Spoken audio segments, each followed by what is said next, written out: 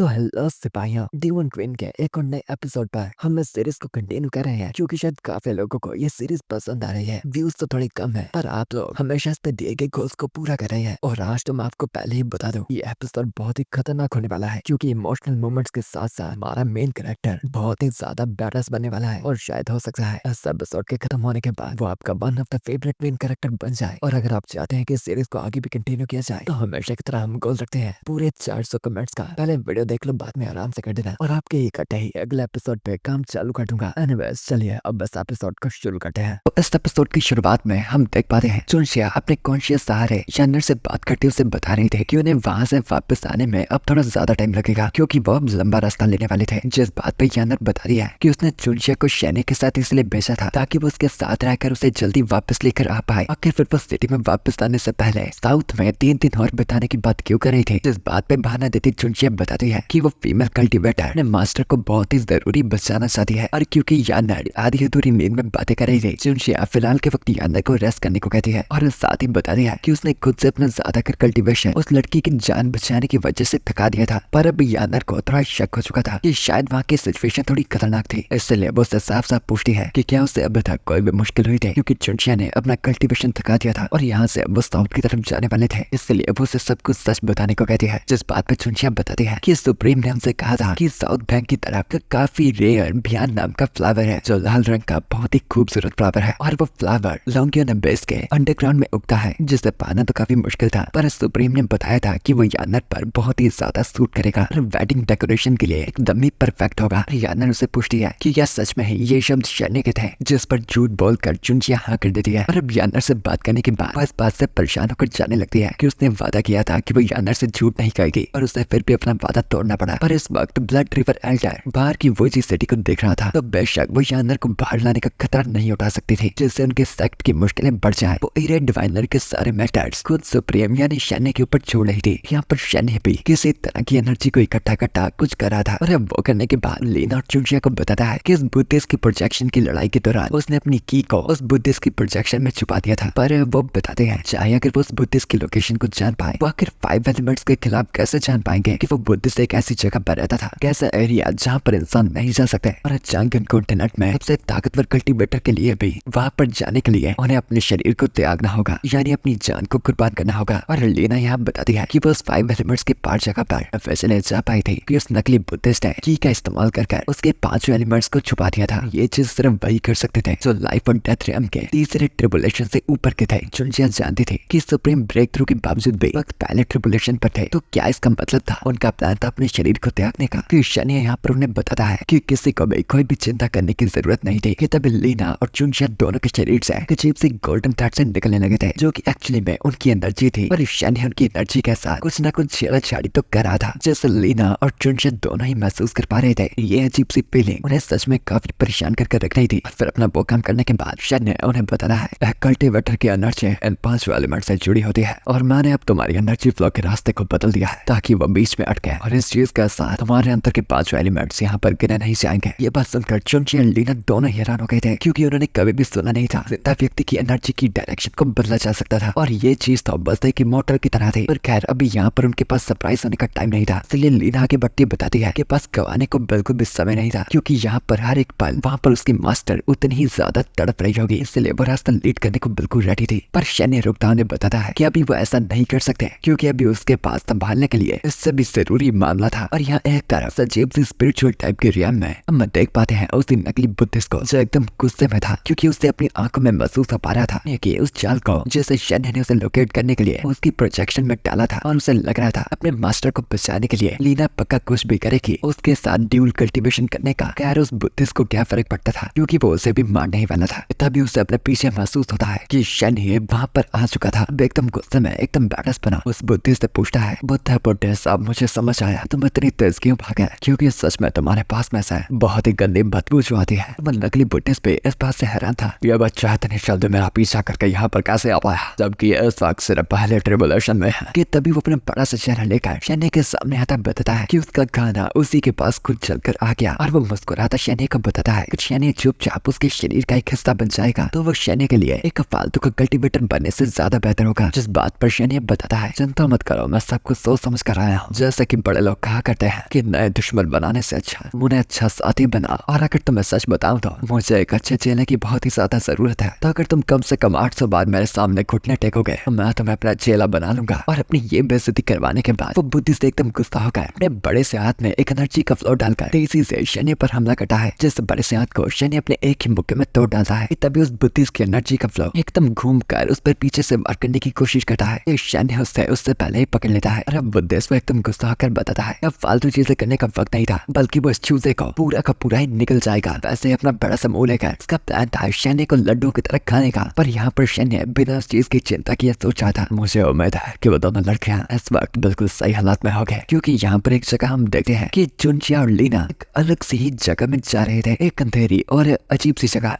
और फिर हमें थोड़े टाइम पहले का सीन दिखाया जाता है जब शनि ने बताया था कि अभी उसके पास करने को कोई और भी जरूरी काम था, जिस बात पर लीना बताती है कि आखिर इस वक्त मास्टर को बचाने से ज्यादा जरूरी क्या काम हो सकता था। जिस बात पर शनि बताता है कि उन्हें ज्यादा जल्दी नहीं करनी चाहिए, क्योंकि वो नकली बुद्धिस्ट यहाँ पर आया था असल लॉन्गेविटी एलिक्सर को पाने के लिए। तो उसे पक्का लगता होगा कि लीना शनि के साथ ही रहेगी, क्योंकि अगर लीना वो पा लेती है तो वो उस बुद्धिस्ट का फायदा करेगा। पर साथ ही उसने ग्रेट फॉर्च्यून टेलर को अपने कब्जों में रख रखा था। जिस बात पे जुनशिया साफ पूछती है तो डीमन सुप्रीम सर, आखिर आप हमें साफ साफ क्यों नहीं पता थे कि हमें अब आगे क्या करना चाहिए। जिस बात पर शनि बताता है कि उन्हें एक परिवर्तन करना पड़ेगा, और जब वो 5 एलिमेंट के पार वाली जगह पर जाएंगे वो वहीं पर 2 ग्रुप्स में बढ़ जाएंगे और लीना और जुनशिया को वहां से ग्रेट फॉर्च्यून टेलर को बचाने के लिए जाना होगा। और तब तक शनि का खुद का प्लान था उस नकली बुद्धिस्ट का ध्यान अपनी तरफ भटकाने का। पर बात यहाँ पर यह है कि लीना और जुनशिया अंदर जाकर शनि से भी ज्यादा खतरे में होंगे, और वो उन्हें बताता है 5 एलिमेंट्स को तबाह करने के लिए मैंने तुम्हारी की फ्लो को बदल दिया है, जिसका मतलब यह होता है कि अंदर जाकर तुम अपने मैजिक का इस्तेमाल नहीं कर पाओगे। जिस बात पर लीना पीछे नाकती बताती है कि उसे इस चीज से कोई फर्क नहीं पड़ता था, क्योंकि अपने मास्टर को बचाने के लिए वो इन पलों में कुछ भी करने को तैयार थे। और फिर उसी फैसले से पक्का होने के बाद शनि पोर्टल को एक्टिवेट करता बताता है कि जब जुनशिया और लीना फॉर्च्यून टेलर को बचाने में कामयाब हो जाएंगे तो उन्हें बस शनि द्वारा दी गई इस पत्री का इस्तेमाल करना था, जिससे शनि को पता चल जाएगा कि उनका काम हो चुका था और वो उसी पल उस बुद्धिस्ट के साथ लड़ाई को खत्म कर देगा। और ऐसे ही इस जंग के लिए तैयार हो गए। वो सिरियन के अंदर एंटर किए थे और अब जुनशिया और लीना एक साथ एक अंधेरी सी जगह से गुजर रहे थे। और लीना यहाँ पर एक तालिस्मान का इस्तेमाल कर रही थी वहाँ पर रोशनी लाने के लिए। और जुनशिया लीना से पूछती है कि उसे पक्का पता तो है ना कि वो सही रास्ते की तरफ बढ़ रहे हैं। जिस बात पर लीना बता रही है कि वो इस रास्ते से हजारों बार गुजरी है, तो वो इस रास्ते से कभी भी गलत तो हो ही नहीं सकती। कि तभी अचानक लीना जुनशिया को बस एक जगह पर शांति से रुकने को कहती है, क्योंकि उनके रास्ते के सामने ही वहाँ पर एक बहुत ही अजीब सी एक पेड़ के ऊपर एक बड़े से अजीब मॉन्स्टर की आंख खुल रखी थी। और लीना बताती है कि इस मॉन्स्टर का नाम टोंगटियन डाओ था और यहाँ पर ये नकली बुद्धिस्ट द्वारा गार्ड के तौर पर रखा गया था, और अगर कोई भी इससे पकड़ा जाता है तो उसकी हड्डियां तक भी नहीं बचती। और लीना की मास्टर भी इस मॉन्स्टर के पीछे के रास्ते में ही बंद थी। और जुनशिया को उस मॉन्स्टर के पहले से ही पता चल रहा था कि इतनी बड़ी आंख से तो वो मॉन्स्टर हर एक जगह पर अच्छे से नजर रख पा रहा होगा। और जुनशिया के मारने से उसका प्लान था अपनी पूरी स्पीड का इस्तेमाल कर उस मॉन्स्टर को एक ही पल में मारने का। पर ऐसा करने से पक्का उस नकली बुद्धिस्ट को पता चल जाएगा, जिससे उनकी मुश्किलें बढ़ सकती है। कि लीना यहाँ पर किसी चीज की काउंटिंग कर रही थी और उसी पल उसकी काउंटिंग पूरी होते ही उस मॉन्स्टर की आंखें बंद हो जाती है। और उसी पल लीना फटाफट जुनशिया को लेकर वहां से फटाफट भागने लगती है। और जुनशिया पूछती है कि अगर इस पल उस मॉन्स्टर ने जगता भी अपनी आंखें खोल ली तो फिर आखिर वो क्या करेंगे। जिस बात पर लीना बताती है कि टोंगटियन डाओ की नजरें तो बहुत ही ज्यादा तेज है और उसकी ताकत भी काफी ज्यादा है, और इस खतरनाक मॉन्स्टर की भी एक काफी बड़ी कमजोरी है कि उसकी हर एक 30 सांसों के बाद वो अपनी आंखें बंद कर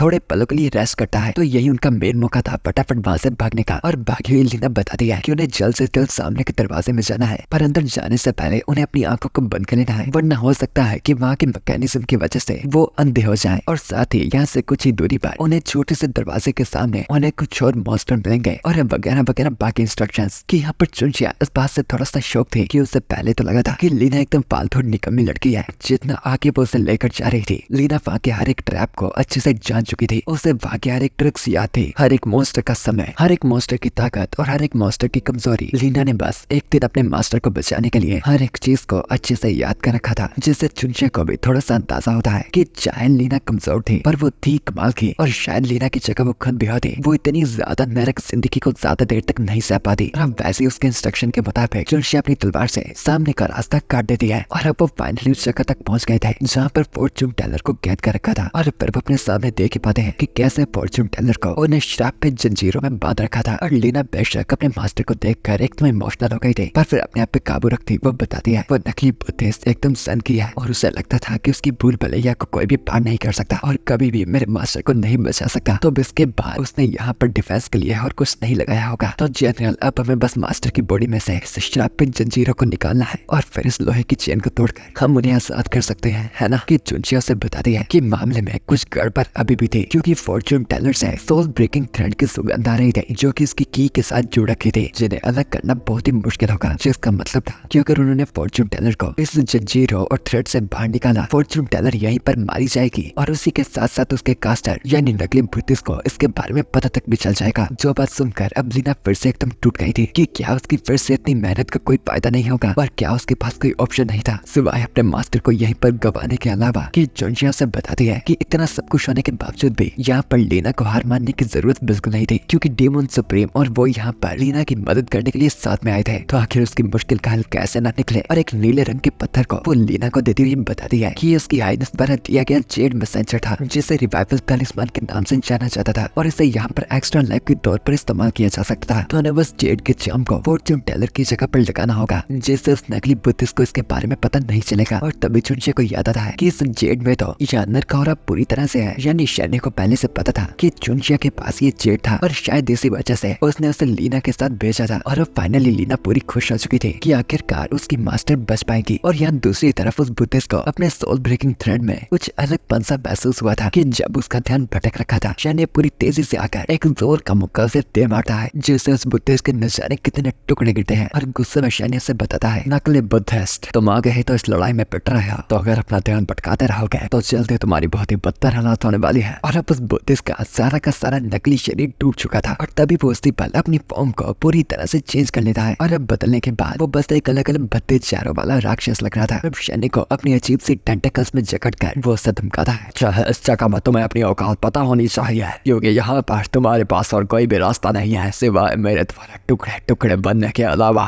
कि उससे पहले वो शैन्य को कुछ कर पाता, बहुत ही जोर की और तीखी सी आवाज है उसके ध्यान को पूरी तरह से भटकाने लगती है और उसे समझ नहीं आता कि शैन्य आखिर क्या कर रहा था। और एक्चुअली में ये आवाज है लीना और चुनचिया द्वारा दिया गया वो सिग्नल था कि उन्होंने अपना काम पूरा कर लिया था। शैन्य गुस्से में बताता है अभी उसने कुछ ज्यादा किया तो नहीं है, पर अब जो वो करने वाला था वो बहुत ही भयानक था। और तभी उस नकली बुद्धिस्ट को शैन्य से एक बहुत ही भयंकर और ताकतवर सा ऑरा महसूस हो पाता है। उसे एकदम गुस्से में पीछे कर शैन्य उसे बताता है मैं इतने देर से रुका हुआ था, पर क्योंकि अब काम पूरा हो चुका है तो अब मैं बिना पीछे हटे तो मैं बदतर तरीके से पीट सकता। और इस वक्त शैन्य एकदम बैलेंस लग रहा था कि उससे शैतानी फॉर्म में वो नकली बुद्धिस्ट शैन्य को बताता है यंग एनर्जी सबसे प्योर एनर्जी होती है और आखिर तुम्हारे पास अब तक इतने सारी प्योर यंग एनर्जी कैसे बच पाई है। पर फिर भी वो शैन्य को साफ कटा है, चाहे उसकी यंग एनर्जी कमाल की थी पर फिर भी वो उसके सामने था कमजोर ही। और वैसे ही शैन्य को खाने के लिए वो उसे अपने हाथों में पकड़ लेता है और सीधा अपने दांतों द्वारा उसे चबा लेता है। और उसे चबाने के बाद तब उसे लगा था कि अब तो उसने शैन्य का खात्मा कर ही दिया होगा। पर फिर वो देखता है कि शैन्य की यंग एनर्जी अभी भी चमक रही थी और उसके काटने से भी शैन्य का शरीर का कुछ तक भी नहीं बिगड़ा था। तभी एक जोर का मुक्का मारता शैन्य उसे बताता है कि एक मच्छर का काटना भी उस नकली बुद्धिस्ट के काटने से ज्यादा दर्द करता होगा। और अब एकदम डैमेज का था पीछे हटता और बुद्धिस्ट घबराए चिल्लाता है हरामखोर बच्चा, तेरी फिजिकल बॉडी एकदम पवित्र कैसे है। कि उसकी बात का जवाब न देता शैन्य एक और मुक्का उसके जबड़े में दे मारता है और उसे बताता है नकली बुद्धिस्ट को जेलस होने की जरूरत नहीं थी, क्योंकि वो उससे भी अब एक तोहफा देने वाला था। और यंग एनर्जी के अगले मुक्के से बुद्धिस्ट का सारा शरीर चलने लगता है और वो एकदम दर्द में चिल्लाने लगता है। और वो महसूस कर पाता है कि शैन्य ने उल्टा सब बुद्धिस्ट को एक फिजिकल बॉडी दे दी थी, जिससे अब उसे हर एक दर्द ज्यादा महसूस होगा। और बुरी बात ये थी कि वो बॉडी दिखने में अभी भी एक मॉन्स्टर की तरह थी। और शैन्य उससे पूछता है आखिर तुम इतना निराश क्यों लग रहा है, जबकि शुरुआत से ही तुमने इतना सब कुछ एक फिजिकल बॉडी को पाने के लिए किया था। मैंने तो आखिर बस तुम्हारा सपना पूरा किया है। और तभी उस फिजिकल बॉडी में से उसके मॉन्स्टर जैसे बाकी सर कटने लगते हैं। और अब वो नकली बुद्धिस्ट भी एकदम डर गया था कि आखिर ये बच्चा किस तरह का डिवाइन बीइंग था जिसने सिर्फ अपने हाथों का इस्तेमाल कर उसके लिए एक फिजिकल बॉडी तैयार कर दी थी। पर अब प्रॉब्लम थी कि अगर 5 हमसे दूर जगह पर आखिर वो एक फिजिकल बॉडी के साथ मौजूद होगा तो उसका अस्तित्व मिट जाएगा। तो इसलिए अब वो फटाफट वहां से भाग रहा था। पर शैन्य उससे अपनी यंग एनर्जी बनाई दोबारा जालू से हवा में ही जकड़ आकर कैद कर लेता है और उससे प्यार से पूछता है कि आखिर अब उसे यहाँ से जाने की इतनी जल्दी क्यों हो रही थी, क्योंकि कहानी का अंत अभी तक नहीं हुआ था और न ही शैन्य ने अभी तक अपना बदला लिया था। और अब उसके सामने मौजूद शैन्य अब एकदम अपने डिमोनिक रूप में लग रहा था। वो बिल्कुल भी पहले की तरह आम भोला भाला नहीं लग रहा था। और फिर वो अपने एक फॉर्मेशन का इस्तेमाल करता है और यहाँ पर बंदे बने बुद्धिस्ट को कुछ भी समझ नहीं आ रहा था कि आखिर ये कौन सी टेक्निक का इस्तेमाल कर रहा था जिससे वो कैद हो गया था और हिल तक भी नहीं पा रहा था। अगले ही पल उसका हाथ कटा जाता है और क्योंकि अब उसके पास फिजिकल बॉडी थी तो सह पाने के लिए ये दर्द बहुत ही ज्यादा थी कि शैन्य अपने काम पे लगा हुआ उसे बताता है, हाँ यह तरीका बिल्कुल ही सही है, तुम कब से इतनी मेहनत कर रहे थे एक फिजिकल बॉडी पाने के लिए और अब जब तुम्हें यह मिल गई है तुम तो काफी खुश हो गए। तो आखिर मुझे समझ नहीं आ रहा कि इस वक्त तुम्हें खुश होना चाहिए था तो फिर तुम्हारा चेहरा दर्द में क्यों लग रहा है और अब बेचारा बुद्धिस्ट दर्द में क्यों ना लगे, जबकि उसकी दर्द से फटी पड़ी थी क्योंकि शैन्य उसकी चीख नहीं सुनना चाहता था। वो अपनी याक एनर्जी से उसके मुंह को सील कर देता है और बताता है, अब मैं समझा तुम खुश इसलिए नहीं हो क्योंकि ये शरीर दिखने में एकदम ही भद्दा है, पर कोई बात नहीं, मैं तुम्हारा दर्द समझता हूँ, इसलिए इस मुश्किल का हल निकालने में मैं तुम्हारी पूरी मदद करूंगा। वो मदद क्या थी, ने उसके कुछ और पालतू में उगे हुए शरीर के टुकड़ों को काट देता है जैसे बुद्धिस्ट का दर्द में रोना आ गया था। पर वो करता मसले था, शैन्य बता रहा था कि अभी तो बस शुरुआत हुई थी क्योंकि सुधारने के लिए अभी बहुत सी चीजें बची थी। उसकी लातों को काट देता है जो रास्ते में आ सकती है, वो उसके पालतू के सरों को काट देता है जो कि बहुत ही भद्दे और अजीब से लग रहे थे। वैसे ही नाक कान एक एक कर लगातार शैन्य ने उस बुद्धिस्ट की एकदम बुरी हालत कर दी थी और अब उसके शरीर के सारे पालतू टुकड़े काट कर उस बुद्धिस्ट की हालत कुछ ऐसी लग रही थी। अब उसका सिर्फ सर और धड़ बचा था और चलने और खड़े होने लायक। शैन्य ने उसके सारे के सारे शरीर के टुकड़े काट दिए थे और फिर शैन्य उसका मुंह भी खोल देता है ताकि वो जान पाए उसकी की गई ट्रीटमेंट से वो बुद्धिस्ट कितना कर खुश था। तभी वो गुस्से में चिल्लाने लगता है, हरामखोर बच्चा, तुझे क्या लगता है कि तुम मुझे इस तरह मार सकता है? मेरे पास इस जगह से बाहर अभी भी एक फिजिकल बॉडी मौजूद है। फिर वो सोल ब्रेकिंग थ्रेड को अपने दांतों से तोड़ देता है ताकि वो दूसरी जगह पर कैरेट फॉर्चून टेलर की बॉडी को बुला पाए, उस बॉडी पर अपना कब्जा कर पाए। पर उस सोल ब्रेकिंग थ्रेड से जो चीज वहाँ पर आई थी वो फॉर्चून टेलर नहीं थी बल्कि वही जेड था जिसे लीना और चुनचिया ने फॉर्चून टेलर की जगह बदल दिया था। बेचारे बुद्धिस्ट के तो हो रहने लग गए थे कि शैन्य की ये देखकर एकदम हंसी निकल जाती है। क्या ये तुम्हारी फिजिकल बॉडी है? पर आखिर तुम इतनी छोटी फिजिकल बॉडी में क्या करोगे जबकि तुम्हारा शरीर इतना बड़ा है? सच में भाई तुम कितना फनी हो। और बेशक वो बुद्धि समझ गया था कि ये सारी की सारी करतूत शैन्य की थी और वो गुस्से में बस बार बार चिल्ला रहा था कि वो किसी न किसी तरह शैन्य को मार ही देगा। बेशक ये सारी बातें अब फालतू थी क्योंकि उसे लगा था कि अब उसका शरीर मर जाएगा। तभी वो महसूस कर पाता है कि मिटने से उल्टा उसका शरीर वापस से हील हो रहा था क्योंकि यहाँ पर शैन्य इस्तेमाल कर रहा था अपनी डिवाइन बुक का उसे वापस हील करने के लिए। फिर एकदम खुश हुआ वो उसे बताता है, मेरे प्यारे दोस्त आखिर इतनी जल्दी भी क्यों है? मैंने बताया ना कि मैं तुम्हारे शरीर को ठीक करूंगा और ये काम मैं तब तक करता रहूंगा जब तक मेरा मन ये करते भर नहीं जाता। और अब शैन्य द्वारा दी गई वो गोल्डन लीफ चुनचिया और लीना को शैन्य की तरफ का रास्ता दिखाती ले आती है और शैन्य की जगह पर पहुंचकर वो वहाँ अपने सामने का नजारा देखती है। शैन्य तो आराम से जमीन में बैठा उनका इंतजार कर रहा था कि उसके सामने वही नकली बुद्धिस्ट एकदम सड़ी गली हालात में मौजूद था। कि फिर शैन्य ये देखकर कि लीना और चुनचिया वहाँ पर आ चुके थे उनसे फॉर्चून टेलर का हाल पूछता है, जिस पर लीना बताती है कि जनरल की मदद से वो फॉर्चून टेलर की जान तो बचा पाई है पर वो अभी भी बेहोशी थी। और यहाँ पर चुनचिया शैन्य से पूछती है कि उनके पीछे मौजूद ये चीज क्या अभी तक जिंदा थी या फिर मुर्दा, जिस बात पर लीना गुस्सा आती बताती है कि नहीं वो इसे मौत जैसी आम सी पनिशमेंट नहीं दे सकते क्योंकि इस हरामखोर बुद्धिस्ट ने आधी मौत और जिंदगी के तौर पर तड़पाया था। तो आखिर बस हरामी को आमतौर से मरने क्यों दे सकते हैं, बल्कि इसके टुकड़े टुकड़े कर इसके शरीर का चूरा बनाना भी काफी नहीं होगा। जिस बात पे एग्री करता है शैन्य बताता है ये सही बात है, इसे जितना मर्जी तड़पा दो वो सजा भी इस हरामी के लिए काफी नहीं होगी। इसलिए उसने इस हरामी को अभी मारा नहीं था बल्कि एक टेक्निक का इस्तेमाल कर ऐसे इस जगह पर कैद कर दिया था और इसके ऊपर एक फिजिकल बॉडी की रेस्ट्रिक्शन डाल दी थी जिससे इसका शरीर बार बार घायल होकर बार बार वापस ठीक होता जाएगा और ये बस यहाँ पर कैद हुआ लगातार बस तड़पता जाएगा। और लीना तो यह बात सुनकर खुश थी कि चुनचिया सोच रही थी कि इस तरह से ये नकली बुद्धिस्ट कभी भी इस 5 एलिमेंट से 5 जगह को नहीं छोड़ पाएगा। और अब ध्यान से सोचा जाए तो चुनचिया को इतना अंदाजा हो पाया था कि जब से वो इस जगह पर आए थे, जब उसने फॉर्चून टेलर को बचाने के लिए वो जेड मैसेंजर भी इस्तेमाल किया था, उससे लेकर सब कुछ डीमन सुप्रीम ने पहले से ही सब कुछ सोच रखा था और यह सारी रिजल्ट उसके प्लान के अकॉर्डिंग आए थे। और अब चुनचिया को अंदाजा हो ही पता है कि आखिर एक ताकतवर व्यक्ति असल में किसको कहते हैं, जिसने अपने हाथों में अपनी जीत को पहले ही पक्का कर लिया। और अब पर वो शैन्य से पूछती है कि आखिर अब उन्हें आगे क्या करना था, जिस बात पे शैन्य उसे फॉर्चून टेलर को नीचे रखने को कहता है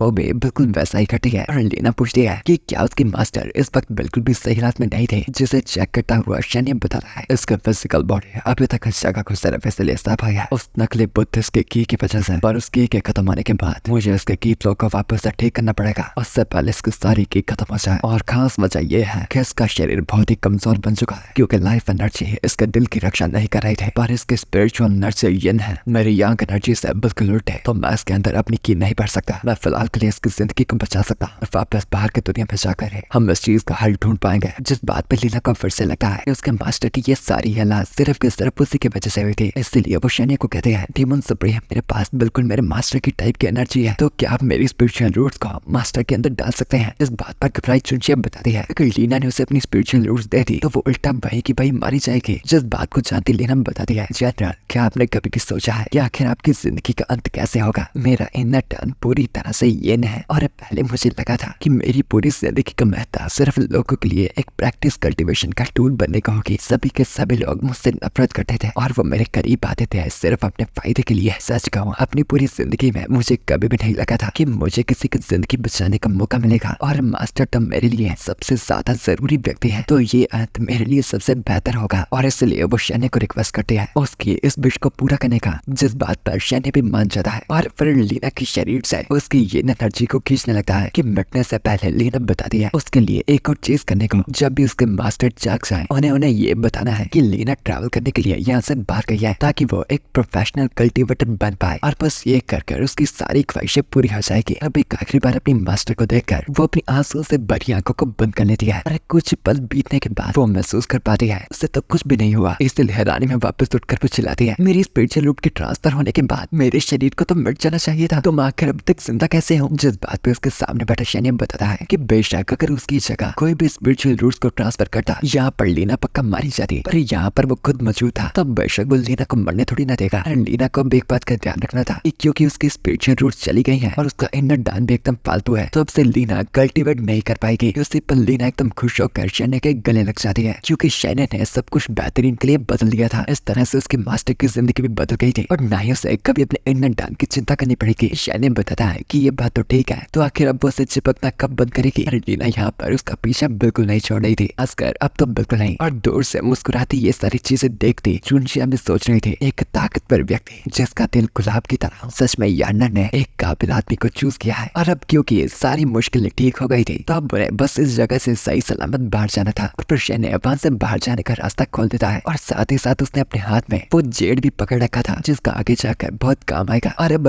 टाइम बाद वो लोग सेक्ट में वापस आ चुके थे, और उनके सामने में गुस्से में बैठी यार्नर मौजूद थी, जो उनसे सारी डिटेल्स पूछना चाहती थी कि आखिर कैसे उसका मास्टर गया तो एक छोटी मोटी ट्रिप पे था, पर वापस आया था लाइफ और डेथ रैम्प के फर्स्ट रेवोल्यूशन पे। वो प्यार से ये भी पूछती है, हमारी जूनियर सिस्टर फॉर्च्यून टेलर को तो आप साथ लेकर आए हो, पर आखिर ये फीमेल कल्टीवेटर भी हमारे सेक्ट में क्या कर रही है। और मास्टर यहाँ पर आपको अपने शब्द ध्यान से चूज करने पड़ेंगे, क्योंकि समस्या यह है कि अगर आपने एक भी गलत चीज कह दी तो इसकी सजा आपको पक्का मिलने वाली है। और यहाँ पर यार्नर की नजरों और उसके टेढ़े मेढ़े एक्सप्रेशन से मुझे तो अंदाजा हो पा रहा है कि वो आखिर किस तरह की सजा की बात कर रही है। पर क्या आपको पता लग पा रहा है?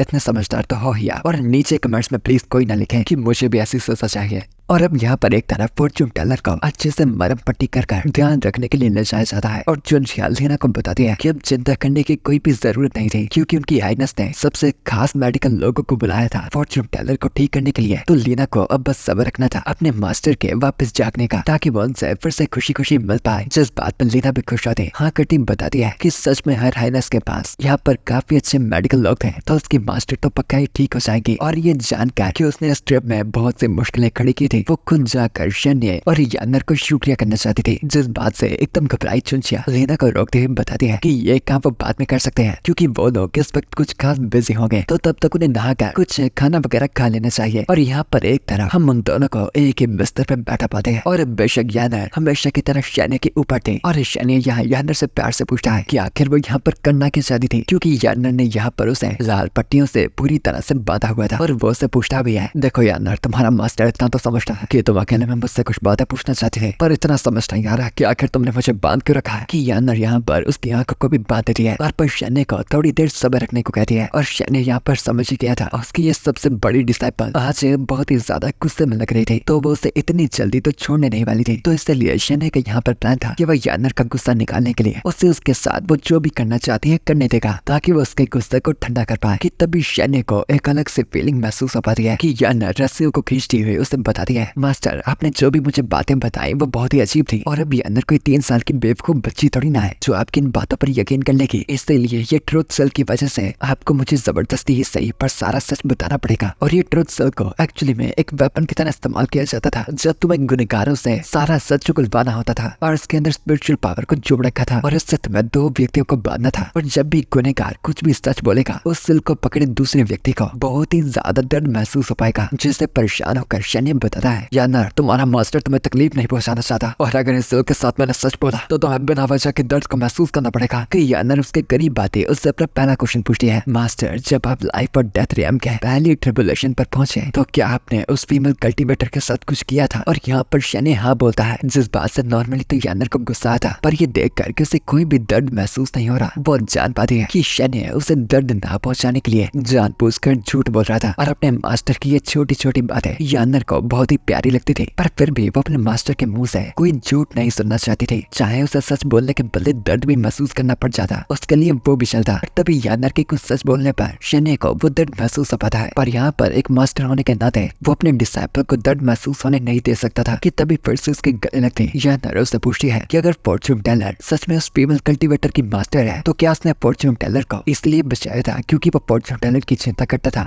या फिर उस फीमेल कल्टीवेटर की? और ये थोड़ा सा फंसाने वाला क्वेश्चन था, क्योंकि चाहे वो लीना हो या फिर फॉर्च्यून टेलर, उसने उनकी रक्षा इसलिए की थी क्योंकि वो दोनों ही उसके सेक्ट के मेंबर्स थे, और मास्टर होने के नाते वो उनसे प्यार तो नहीं करता था बट उनकी चिंता जरूर करता था। पर यहाँ पर वो इस बात का जवाब जैसे भी देता, यानर को यहाँ पर दर्द महसूस करना पड़ता, इसलिए वो जवाब के तौर पर फॉर्च्यून टेलर का नाम लेता है। पर फॉर्च्यून टेलर के नाम लेने से यानर को कोई भी दर्द महसूस नहीं होता, जिससे यानर को लगता है कि शायद उसके मास्टर को उस फीमेल कल्टीवेटर की चिंता ज्यादा थी, जिससे बेशक उसे शक होने लगा था। इसलिए शनि से चिपकी वो उसे नीचे दबाकर प्यार से उससे पूछती है, आप उस फीमेल कल्टीवेटर को सेक्ट में वापस क्यों लेकर आए? कहीं ऐसा तो नहीं कि आपको उससे प्यार हो गया है? जो बात सुनकर जल्दी जल्दी में इस बात को टालने के चक्कर में वो गलती से सच बोल देता है कि नहीं, उसे उससे बिल्कुल भी प्यार नहीं था। और बेशक उसके सच कहने के बाद यानर को वो दर्द का जोर का झटका महसूस होता है, और यानर की हल्की सी चीखें सुनकर शनि समझ जाता है कि उसकी वजह से उसने यानर को नुकसान पहुंचा दिया। और यहाँ पर इस दर्द को लेने के बाद यानर एकदम ही खुश थे, क्योंकि उसे ये बात पक्की हो गई थी कि शनि लीना से प्यार नहीं करता था, तो इस ट्रुथ सेल के दर्द से भी उसे बस मजा ही आए थे। और यहाँ पर एकदम बेवकूफ शनि को समझ नहीं आता कि आखिर यानर इस बात से खुश क्यों थी कि वो उस बच्ची को पसंद नहीं करता था, कि यानर उससे अपने मुलायम पलों को महसूस करवाती। अब उससे अपना सबसे मेन सवाल पूछती है, मास्टर अब मेरे सबसे जरूरी और सबसे आखिरी सवाल का जवाब दीजिए, क्या आप आज मेरे साथ रात बिताना चाहते हैं? और इस बात से मेरा मतलब क्या है? मास्टर इतना तो आप भी समझते होंगे। और क्या आपको लगता है कि शनि उसके क्वेश्चन को समझ पाया था? और अगर हाँ तो वो आखिर इस क्वेश्चन का जवाब क्या देगा? यार पर मुझे तो लगता है कि ये शिप सेल कर रही है, तो मैं तो इस चीज के पूरे पूरे मजे लूंगा। और अगर आप भी लेना चाहते हैं तो भैया आपको पता है क्या करना है, आपको फटाफट वीडियो के नीचे पूरे 400 कमेंट्स करने हैं। साथ ही साथ मुझे ये भी बताना कि एक्चुअली में आपको इस कहानी का मेन कैरेक्टर कैसा लगा, क्योंकि स्टार्टिंग में तो ये काफी वीक सा लग रहा था और यहाँ ये काफी सॉफ्ट भी था, पर जिस तरह से शनि ने उस नकली बुद्धिस्ट को टॉर्चर किया था, सच में वो देखने में बहुत मजेदार था, जिससे पता लगता है कि बेटा तो है छोरा। एनीवेज कमेंट्स में बताना, और मैं अब आपको मिलता हूँ अगली बार अगली वीडियो के साथ। So for now bye, goodbye, सायोनारा, जाना।